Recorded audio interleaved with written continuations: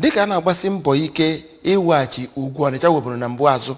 Gọvanọ Anambra steeti bụ Ọkammụta Chukwuma Soludo ejeghị ịma ka ọnọdụ Onitsha si wee gbatakwuru Onitsha North na Onitsha South.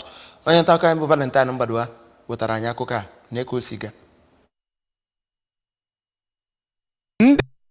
So Gọvanọ Soludo gaya bụ njem nleta gụnyere osote akanachi steeti a bụ Dọkịta Onyekachukwu Ibezim, ndị ọlụ nke Physical Planning Board, ndị ọlụ nke Urban Regeneration Council, ndị nke Water Resources Management yanakwa ndị so Gọvanọ Soludo arụ ọrụ na Anambra steeti. Ebe ndị nke ejegasịrị bụ ndị nke gụnyere ala na ụlọ nke gọọmenti na-alụgasị alụ, ndị nke ahapụgoro n'oge gara aga, ebe nke emebere a ga-arụ ụlọ ebe obibi nke ndị ọkaikpe, ụzọ a na-alụgasị alụ na ọwa mmiri nke a na-ekpocha na mpaghara Ọchanja, Fege na mpaghara Onitsha ndị ọzọ. Gọvanọ Soludo nọrọ n'oge ahụ kwue na etu ndị mmadụ si arụchi ụlọ n'ọwa mmiri bụ nnọọ nke adịghị mma, ma kwue na ọ bụ ihe na-akpata imebisi ihe ndị mmadụ na mpaghara ahụ. Ọ gara n'ihu kwue na gọọmenti ya ga-agba mbọ ịhụ na ewechitere ime ihe n'usoro iwu, ebe ọ kpọkụrụ ndị mmadụ ka a gaa n'ihu na-akwado gọọmenti site n'ịrụ ọrụ na ime ihe n'usoro iwu si kwue.